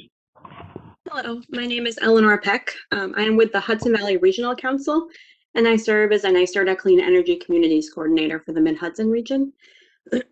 I'm here to emphasize and echo really everything my colleague Amanda Mazzoni stated, as well as the community representatives from Tompkins County, New York City, and Bedford. Excuse me. In the Mid-Hudson, our communities need simplified access to comprehensive utility data. Greenhouse gas accounting is going to be an increasingly essential component of the work of local governments as they work to build more resilient and efficient communities. So we need correct, complete, and inclusive UER data to ensure our communities can deliver their services efficiently and improve their building stock over time for lower pollution. Thank you for your time.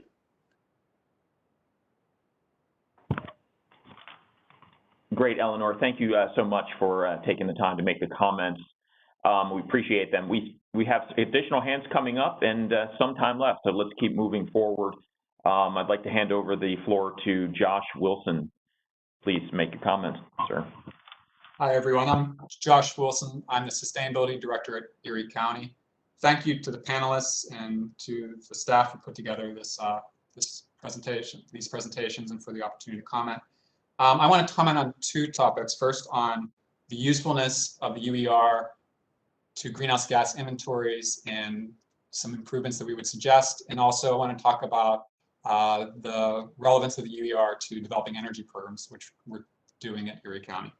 And so from the greenhouse gas reporting perspective, I've been at this long enough that I've done enough work on community inventories without UER data. And one example has, really has kind of shed light on why this is important.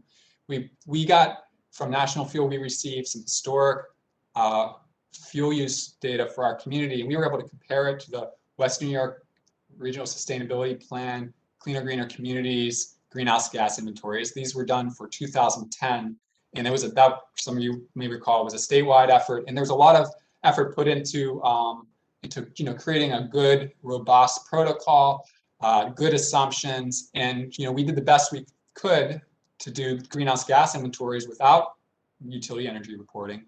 And since then, we've been able to compare back. And on natural gas for Erie County, we were off by 43%. And I'm happy to share that data. And the reason that's important is that we really want to be able at the community level to do year-over-year tracking of what's going on with our energy use so that we can just see what's happening with our climate actions. We really can't manage this issue if we are at a plus or minus 40% kind of level of accuracy. And so the UER has just really given us the ability to do these inventories efficiently and with a level of data accuracy that we can now do year-over-year comparisons and really, talk to our stakeholders about what we're doing, really create accountability around our climate action work.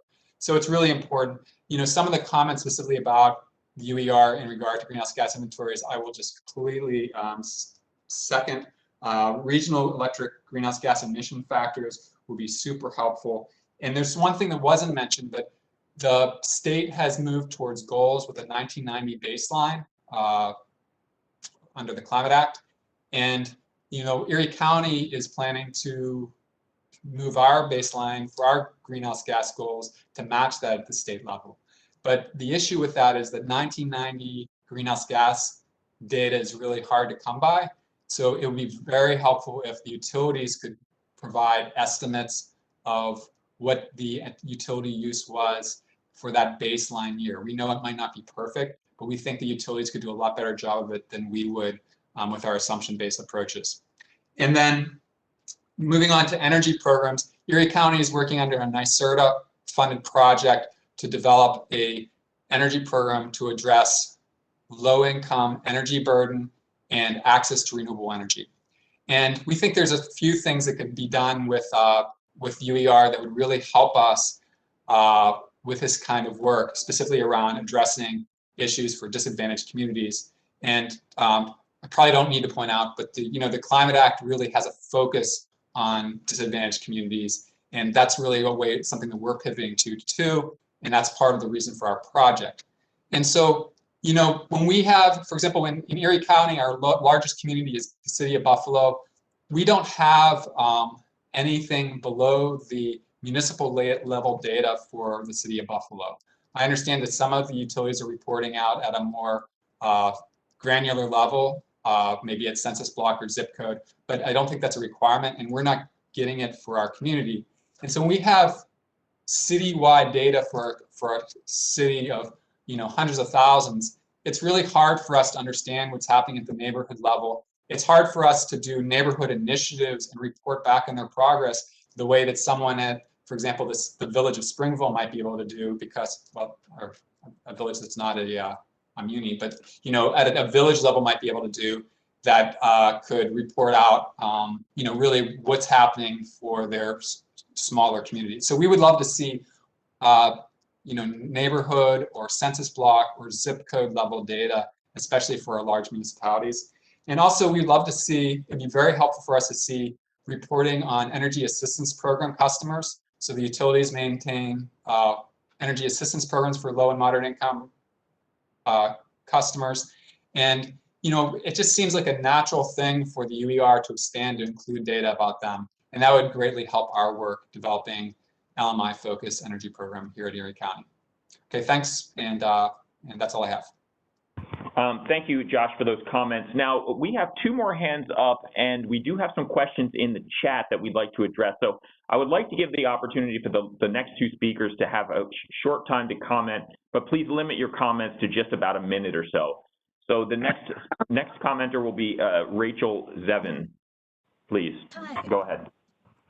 Thank you, everybody. My name is Rachel Zevin, and I work for Cornell Cooperative Extension in Tompkins County, helping communities with the Climate Smart Communities program. I definitely agree and second everything that was said by Terry and those other community members already. But I did actually have a specific question that I didn't know if there's more information about. A lot of the people I work with in my communities are volunteers and not experts necessarily in energy and use and such, but they would also very much like to do greenhouse gas inventories. And I was wondering if there's any discussion of creating some sort of guide for using the UER for greenhouse gas inventories. And I don't know if this would be possibly done by either Nyserda or the DEC Office of Climate Change, but I think that would be an excellent resource, especially if these changes happen, and would love to be a part of that. So thank you. Okay, thank you, Rachel, for those comments, and we'll certainly note them for future action. So we'd like to introduce the last speaker, Joel Herm, to make your comment quickly. Thank you. Yeah, hi, Joel Herm, working on with some folks starting up a new CCA administrator entity. And I've been in software development in the financial industry for 30 years, mainly in capital markets where, big corporates certainly have privacy issues. So I'm totally sensitive to that. I'm just wondering if we could think about having the UER have get to that granular data at the building level to folks that could pass a security clearance, where they could get the distinct data where communities and CCA administrators could do effective planning with granular data. And that's my comment. Okay, thank you again for that comment. So we're going to stop the oral comments right now. There are a couple of questions in chat that we'd like to address, and Brad Tito from Nyserda has been kind of managing them, so we're going to turn it over to him to start going through the questions he's been watching. Okay. Paul Colbert, wait, the panelists maybe have an opportunity to comment before we do that? Yeah. Yes, you'll have the opportunity to comment. Thank you. So a couple of things. In terms of the granular data, well, first, the utilities do appreciate the opportunity to participate and certainly support the effective use of the UER and the state's Clcpa goals. I'm sorry, I'm Paul Colbert. I'm with Central Hudson Gas and Electric Corporation. So a couple of things. We do provide granular data and we understand the need for that down to the zip code or tax district, depending on the utility. In terms of the privacy standards, however, one needs to understand that that means that customers in those smaller areas may also be exposed if the privacy standards are changed and even under the old privacy standards.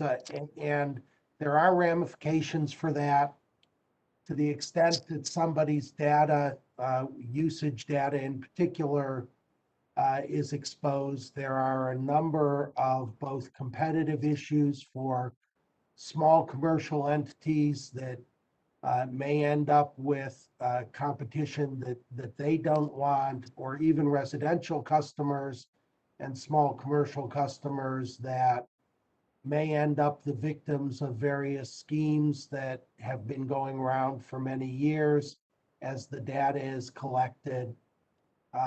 So there are real reasons for the privacy screen. Also, one of the a couple of the commenters mentioned direct electronic connections to get certain data. That becomes pretty pretty complicated for cybersecurity reasons. You have to have the security in place if you're going to have a direct connection, and also from a privacy perspective, because the municipalities like DPS and Nyserda are subject to FOIL in New York, Freedom of Information Law. And Central Hudson has in the past had non-disclosure agreements to protect that type of data with various municipalities in our service territory, but you would have to have that type of security in place in order to transfer data like that. So it's not an easy thing just to do to allow access to data on an individual customer level. And then last, and maybe most important, I've heard a lot of commenters talk about the need for accurate data, and the utilities agree with that. Unfortunately, we don't have all of the data in a way that translates to the categories that are in the EIA, the residential, commercial, industrial categories. So the data that you end up getting is not entirely accurate, as Lori Cole mentioned in her initial presentation. So relying on that becomes difficult. So in the end, in order to make sure that all data is accurate, it's going to take a community, that is everybody who has the data, to put it in, not just the utilities. And one example of that are the DER owners who are behind the meter that may know their own output or have a way to measure that where the utilities don't. All we can do is measure net output, because the meters, that's just how the meters work. So at any rate, those are some comments, based on what I've heard, and thank you very much. Okay, thank you, Paul, so much for those comments. I just want to note we're getting close to the end of 2 hours, but we're going to pass it to Brad Tito to start working through some of the questions in chat. For those of you that want to hang on for a little bit longer as we go through them, you're welcome to stay or leave. We won't take too much longer, you don't believe. Go ahead, Brad, if you have questions you'd like to. We'll do another time check at noon, just to let everybody go that is not able to continue, but then we'll continue probably for a couple of minutes after. Now, the first question is from Joseph Londa. He asked, what is the new rule that determine when data should be withheld. I think Jim adequately answered that at the start of the hour here. Patricia DaCosta asked, how is Nyserda balancing the expansion of UER use cases versus the development of the IEDR phase 1 use cases? Now, the IEDR may be the channel for delivering this data at some point in the future, but it won't address all the considerations that we're discussing today with respect to the development of a UER protocol. But I do encourage you to maybe Google the IEDR Nyserda and see what that's all about, because it is a pretty sophisticated platform for delivering data to stakeholders. Next question is, how can the database account for the usage anomalies of COVID? Jim, do you want to take that one? Sure, I'll do my best on that. I think that maybe the question is related to, does UER data, will it show a signal from the impact of COVID? And it might. In fact, students may want to go through UER and see. The UER data is monthly. It's broken down by sector. And so if there was any sort of macro change, if people were working at home suddenly in March 2020 and beyond, it may reflect in UER data in the sector breakdowns based on movement to residential versus commercial, et cetera. So it's possible someone could see a signal in there. We haven't explored it, but it's certainly possible to look for. Does that answer the question, Brad? That's great. Thanks, Jim. Lindsay Auden of Croton-on-Hudson provides a comment. He suggests post at the UER site how to get non-utility energy data like fuel oil, propane, diesel, gasoline. For example, what counties, cities offer that data, how to access it. Examples are contract information or URLs. Guidance on data for annual deliveries of refrigerants would also be nice.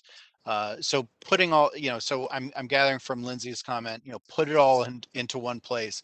This obviously, and Lindsay knows this, that the UER, some of those data points are outside of the scope of the UER at this time.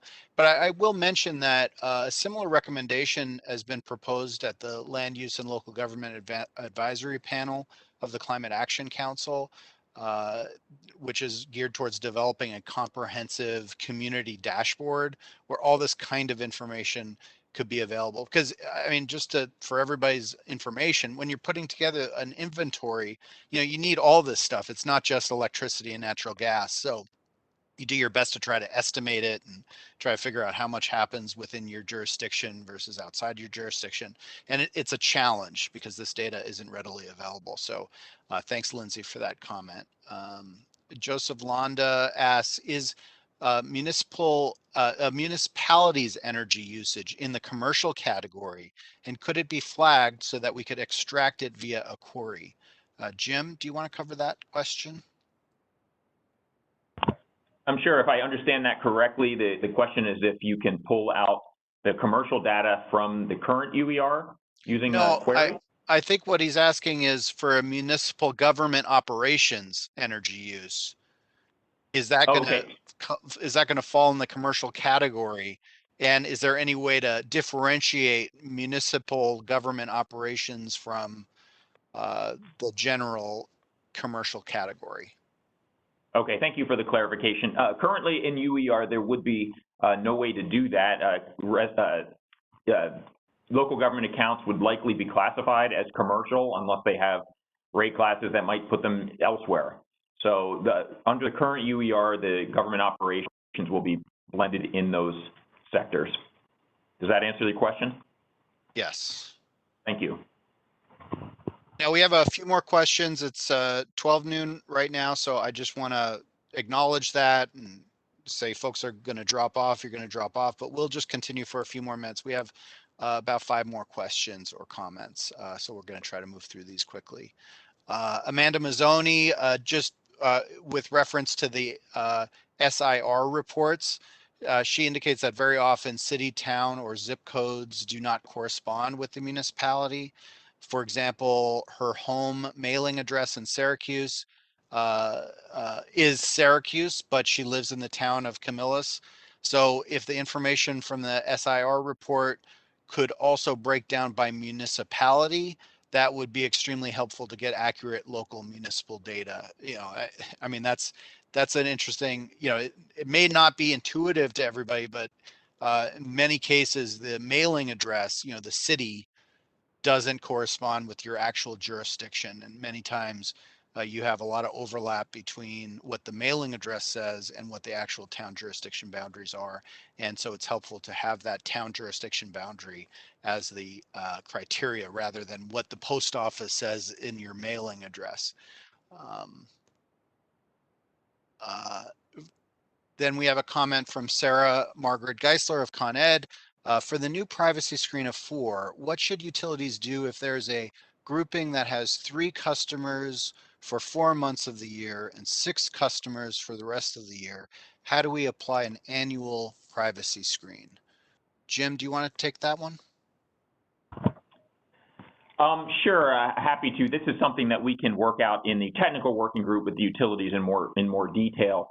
I think that the idea is that you will be looking at the number of customers that you have on an average basis within a specific location, and then trying to make a determination on whether it would fall within the privacy screen or not. So, if the majority of months in a specific location, that location would fail, but a couple of months it wouldn't, you probably would be calling that a failure. Whereas the opposite, if most of the time you have more than 4 customers, that would be considered a pass. And the utilities from reading the order can update these screens on an ongoing basis or an annual basis. So if additional customers come or additional customers go, you'll be able to change the screens that you're using. And we'll keep all of that on the Utility Energy website so everyone can download and take a look at what the current privacy redactions by location, so town, city, village, et cetera, will be redacted, and you'll have full control over that. So hopefully and again, these are going to be worked out in the technical working groups. We don't need to hash them out here on this call. Thanks, Thank you, Brad. So Tom Conrad had a comment. He submitted an email to us yesterday, but he referenced that in the chat. So I'm not going to go through the whole thing, but I'm going to summarize. He's the Town of Marbletown's Environmental Conservation Commission and Climate Smart Task Force member. And he's using the UER data to prepare the town's 100% renewable energy action plan, which the town board adopted in 2020. In general, he's found the UER to be woefully incomplete, especially in more recent years. And he's had to use 2017 or earlier data. He talks about how, there are many withheld values in that it really, we need to focus on what data that he will need to create greenhouse gas inventories, to track the effectiveness of various efforts to increase electrification and efficiency, tracking adoption of net metered solar, targeting outreach efforts to different building segments, customer classes. And he suggests stop withholding the data, segment the data. Segment data should not be withheld. I do not believe the privacy concerns should trump the public need to use this data to better target our efforts. And so we'll take these comments into the working group. Thank you, Tom, for your comments. Emily Gosh, at a minimum, it would be useful to provide the full data aggregated by county, including from both private and public utilities, to get a sense of how much of the data is not being reported due to privacy issues. It would also be great to have the data disaggregated by residential, commercial, and industrial sectors, and to have the DER data by type, solar, wind, battery storage, etc. I also echo the comments on more information on energy services like heat pumps, etc., emissions factors, electricity load, alongside generation and consumption. Thank you, Emily, for your comment. There's 2 more. Can you provide the link to where all the comments are due by December 6th? We actually added that to the chat, so you can see a link there to the Secretary's notice concerning petitions for rehearing in case 17-M-0315. So do click on that link in the chat to comment on that issue. Isabel Haddad says, what if we have already created a greenhouse gas inventory using another tool like ICLEI? What will Nyserda do to ensure compatibility? Well, Jim used to be the technical director at ICLEI. I think I could probably take a shot at this. You know, the UER gives you the data that you plug into the inventory tool that ICLEI provides. So if you know how many kWh or how many therms of energy of natural gas, you can plug that into that tool and it'll spit out your GHG inventory. But Jim, do you have anything to add on that? No, I'm proud to say you answered that perfectly. The UER provides data, and the greenhouse gas accounting tools will be using the data. So it really is separate like that. Thank you. Great. So I see Dazzle has one last comment regarding access to energy use data for municipal operations. The state of Massachusetts has an excellent tool. And so do take a look at that link she provided in there. And with that, I think we will wrap up unless there are any other final comments from the panelists. Thank you very much for your time. I've provided our contact information here on the screen. So do not hesitate to provide us additional comments. And with that, I'll just open it up to any panelists that have any final thoughts or comments.